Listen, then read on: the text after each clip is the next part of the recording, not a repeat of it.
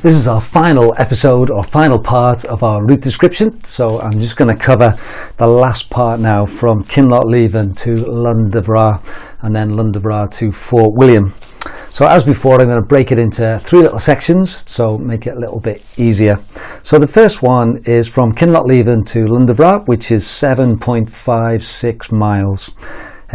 My little mini splits I do from the checkpoint to, there's a bridge which is sort of a little bit higher up. You'll see it when you get there. It's 2.98 miles, 974 feet of climb and 79 feet of descent. So basically you leave the checkpoint and you run along the road for about 3/4 of a mile and just getting yourself together and getting ready for the climb. And then it's pretty big sign, just keep your eye on it. It's opposite, just before the school, and then you go into the woods and you run over a stream, and then it starts climbing pretty well straight away. And then it's quite a tough climb, especially when you've got 80 odd miles in your legs. So you climb and you climb and you climb, and then make sure you get a chance to look around and have a look at it. As you climb quite quickly and you get quite high, it's a great view of Kinlochleven. If it's light, then you can see it all. If it's dark, then there'll be the twinkling lights below you. But it's a good climb up, and you go through trees, you twist and turn a little bit, and then eventually you come out onto a more open bit where there's sort of slabs and rocks and things, and then you reach up and you get onto the old military road. Once you're on the military road, you then are on there now for the next 3, 4, 5 miles, and that's why I like to break it up. There's a little bridge, I say, about halfway along there that I use as my mini split, and the path is pretty varied. Most of it is quite rocky. Again, if your feet are a bit sore, then it is quite hard work actually, but there's fair bits where you can, if you are running, then you can run, and there's little bits of rises as well. I would say the majority of runners probably are walking all the hills by now. I don't know, I'm sure the top guys are still running at this point, but if you can run the downs and the flats, there are plenty of opportunities to run on this section. Once you get to that small bridge, then that's my mini split, and then from there I have a split which is 3.48 miles to the sheep pen, and you've got 236 feet of climb and 354 feet of descent. So you can see it's pretty undulating, and there's lots of opportunities to run on the downs and the flats and then walk on the ups.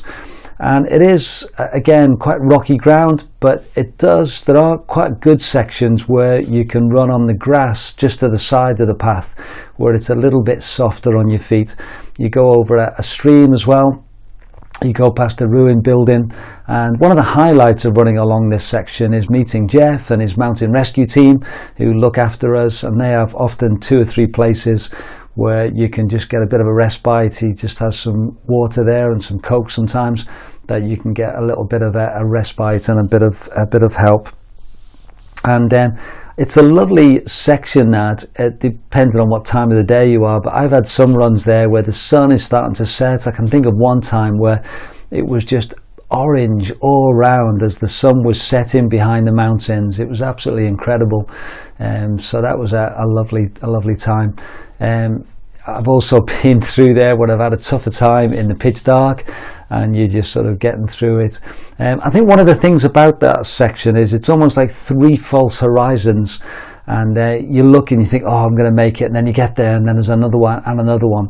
And that's why I quite like the mini splits, because I know from that bridge it's 3.48 miles. No matter how I want it to come sooner, it won't. But the last little bit is downhill to the sheep pen, and then I just have a little mini split really from the sheep pen to the checkpoint. It's just 1.10 miles, only 10 feet of climb and 217 feet of descent. And there used to be loads of trees there, but now sadly it's all gone, and it's pretty open, that bit. And it's a decent path, and again, opportunities just to run into the checkpoint. The checkpoint there, Katrina and myself have manned that one year, and it's quite good fun.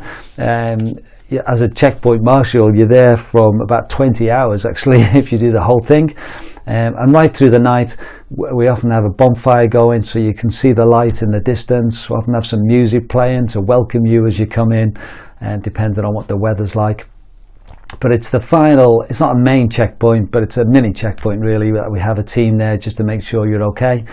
Sometimes support crew come up to there, but most of the time if you're further on the field, you'll have a support runner with you anyway to be able to help and encourage you along the way.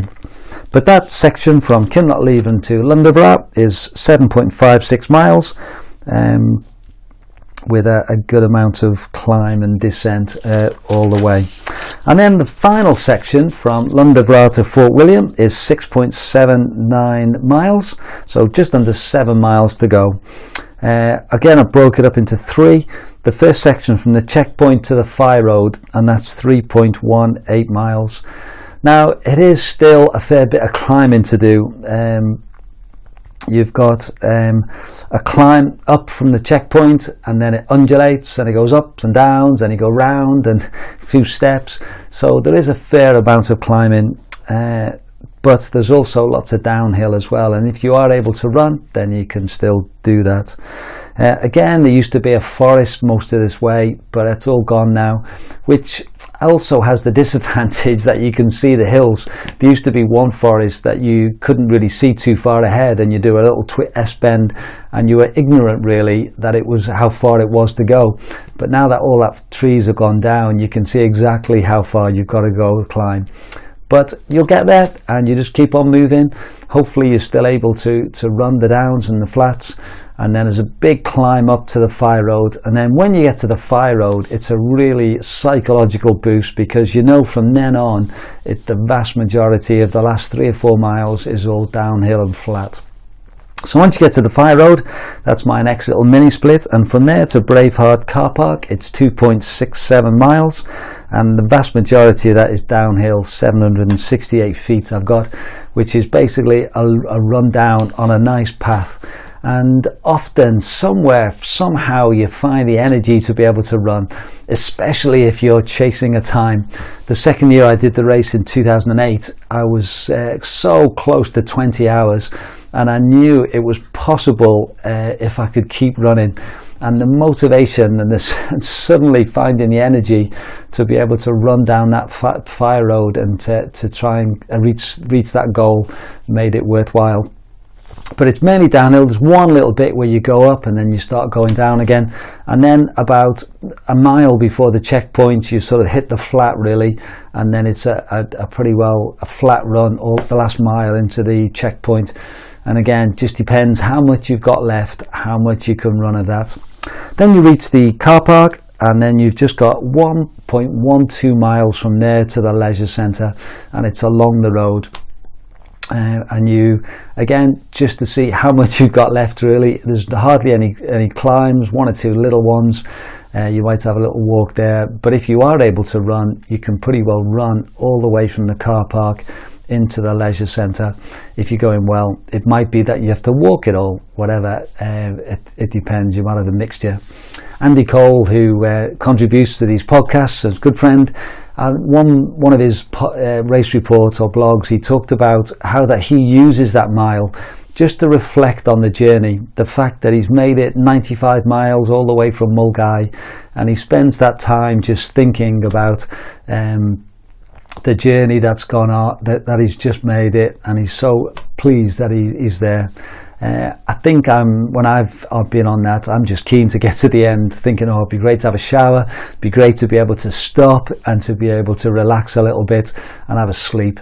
So whatever you're thinking about, that last mile, try and get there as soon as you can and make it to the leisure centre. So well done. If you can make it all the way to the leisure centre, 95 miles after you set off from Mulgai, then you've completed the West Harlem Way in one go, and you're able to join the family of their finishers. And then you've just got the great joy of going to the prize giving the next day and receiving your goblet. So anyway, I hope these little route descriptions have been helpful, just to give you a little bit of a taste of the route, especially for those who aren't able to be on the route before the race. Hopefully it's given you a little bit of an idea of what's coming. And for those of us who know the route well, hopefully you've been able to follow it in your mind as you listen to these. So thanks for listening.